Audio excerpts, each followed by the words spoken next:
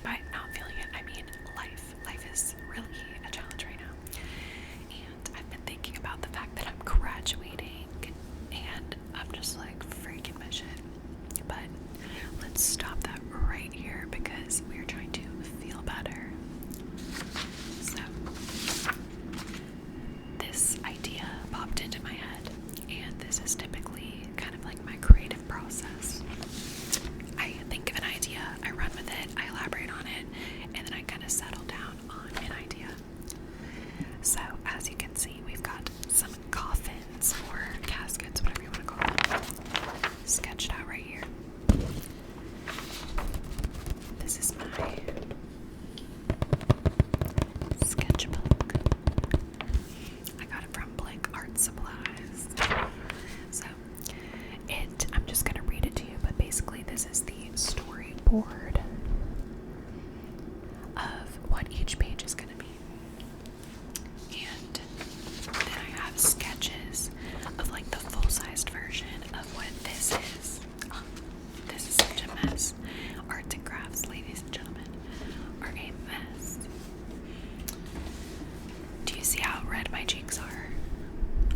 Honestly, I'm kind of thankful for it because my skin has been ghost white for the past like 3 days because I've been so stressed out and like, do you guys ever get like that? Like something is going on in your life that's just overwhelming, stressful, and you just feel sick and literally physically drained.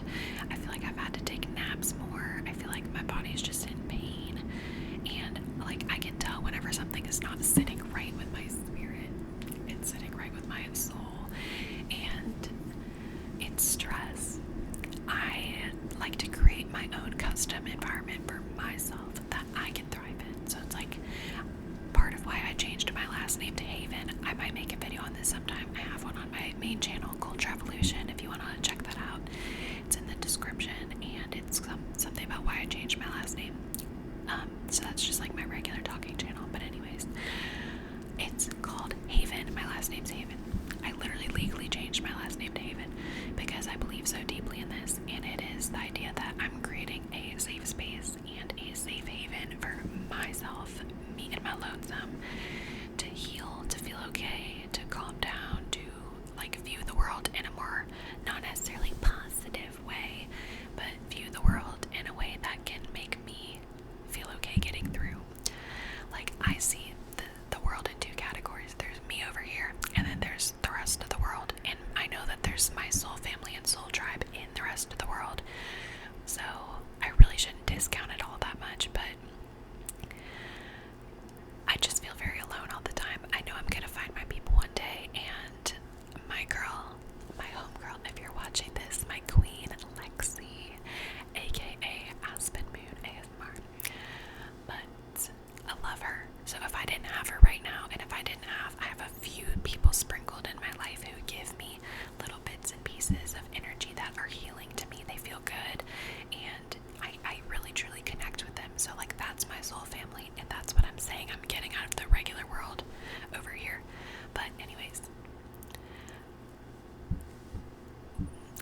I just get lonely. Let's get back to the book because we can make another video talking about therapy, but that, everybody, is just a basis of me and what's going on. So it's kind of inspiring this topic. So the front page is this. It's a casket. It has roses on it. And it's kind of like, this whole concept is this idea that I'm letting the old me die. I have to. I cannot hold on to her anymore. It is exhausting. And I need to show up as a completely different person in this world. And part of that for me was changing my last name. But now there's more steps. There's more things that I have to do. And there's opportunities that I need to seek and kind of keep an eye out for. And like, honestly, just let go and have faith and trust that God and the universe are gonna help sort things out for me and with me. Like being able to manifest the reality that I want. It's like the sacred special space and place that I'm creating for myself. But my tribe, that's what I'm trying to say. My tribe. I will find my tribe. It's gonna be okay. I will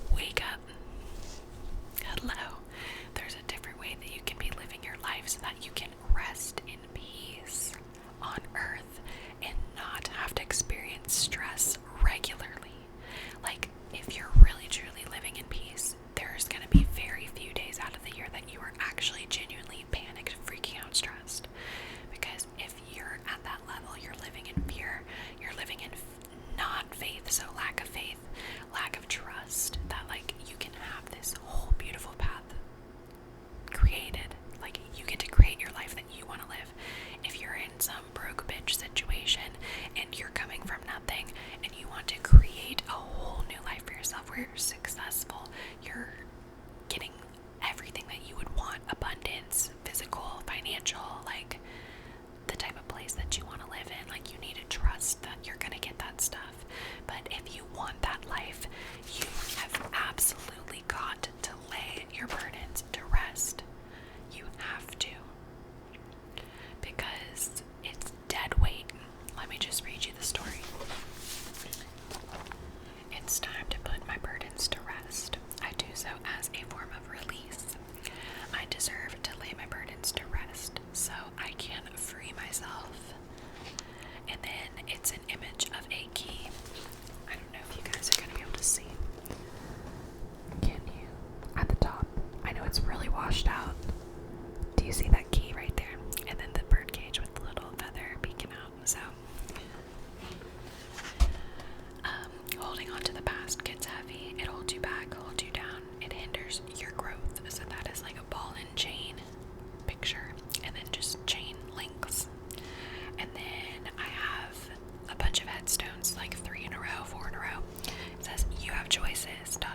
And one says, old habits, old me, old life, ... And then the next one is a picture of a shovel, and it says to dig it up or bury it. It's your choice. It's a DIY task. So the shovel has a DIY kind of embossment stamp on the metal part. You decide how you want to live your life, in misery, pain, and suffering, or in peace, contentment, and eternal happiness. You find both within. You hold the power. Pain will come and go, but you choose if it stays. So, will you rest in peace? Question mark. And then the very back of the book is going to be a mirror. Can you see?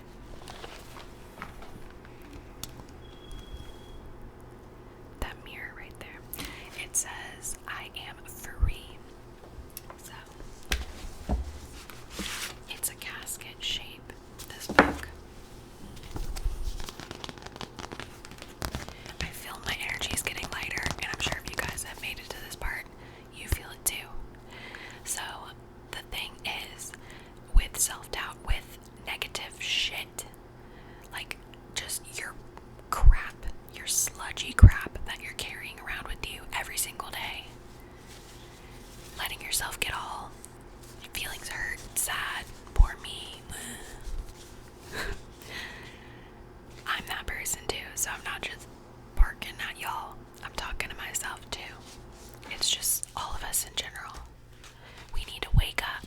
We need to think about these things. So like my art, I'm out here doubting myself because my art isn't as good as other people's. Like I don't consider myself an artist, to be honest. Like the first identity thing that I'm proud of is my ASMR videos, because I am being completely myself. I'm being 100% authentic to me, and I'm just like letting it out. Y'all get me on good days, and also on the days whenever I'm purging emotions, I'm talking them out. And like the ASMR therapy videos that I've made on this channel, I made one so far. I've also made unofficial ones, but you know, just like sitting down and being real with myself and like talking about the way that I'm perceiving me and the world and my interactions with everything. Like, it's healing for me.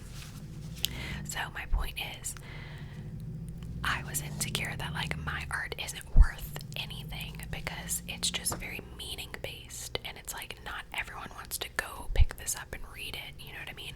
But like it can get in the hands of the people that need to read it for themselves, and like they're destined to kind of have another door opened in their life. And I hope that my light and my energy, and by me being myself, that I can help open doors for other people, because I've had closed doors for so long, and I felt so much pain, and I felt every single freaking section of my life just crumble, and everything I once knew just like went away. And it's like little bits and pieces are chipped away, and they're just falling off because they're supposed to, because like in the divine order and plan of things, I'm not supposed to be shackled down, ball and chain to the old me or my old life. Like despite the trauma, despite the depression, despite all the breakups and all the hard shit that I had to go through, like there's a door. So like visualize a center point. You have to choose to cross over the threshold,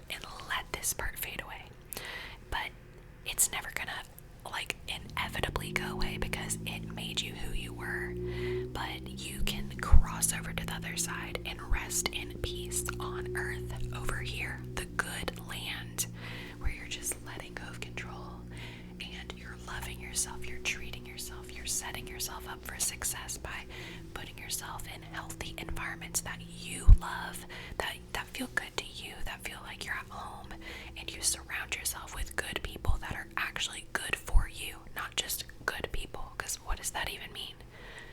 What's good for you? Really sit there and think about what is good for me, and don't just think it, feel it in your heart, because the heart space is kind of where things are solidified, like things really get caught in the mind, and the heart is kind of like your soul and your intuition, so that might be a little bit harder to listen to if you're not used to doing that at first, but it's where the answers lie. The key is the heart. The key is the soul. Like the soul, I feel like right here, like it's passion, it's something going on in here, like this is my purpose, to do things like this. I don't know what path it's gonna take, I'm not really sure, but in the meantime, I'm trying to make things that mean something to me, but I also feel like they end up helping other people, and I just need to have faith that what I'm doing is good work for myself, and the money will come one day, because that's another thing that I'm absolutely spazzing out about, is like, how am I going to take care of myself? How am I going to pay my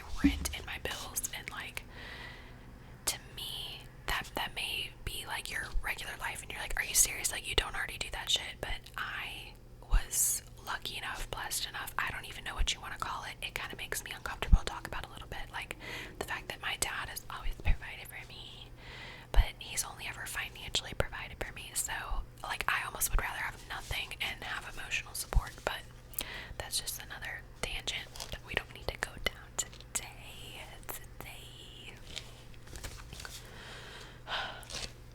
That's my project.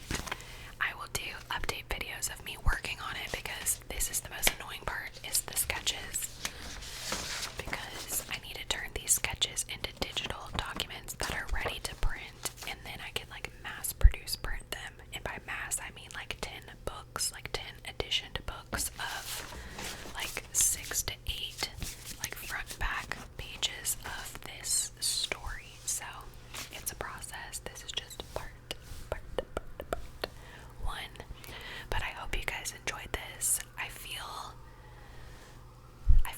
a little lighter, I feel a little better, I feel like I kind of got back in tune. Like, you just have to adjust the dial and get back in tune with yourself by coming home to yourself, and if you let the world distract you too much and you focus on outside noise of everything, you're really gonna get spun out of control, and you're gonna tornado and spin off and do destructive shit and not make the right choice for you. So if you just kind of go back to that home, the sanctuary, the space of peace and safe haven, you create that for yourself, you go to that, then you're protected, and you're not gonna have to go through all this crazy shit.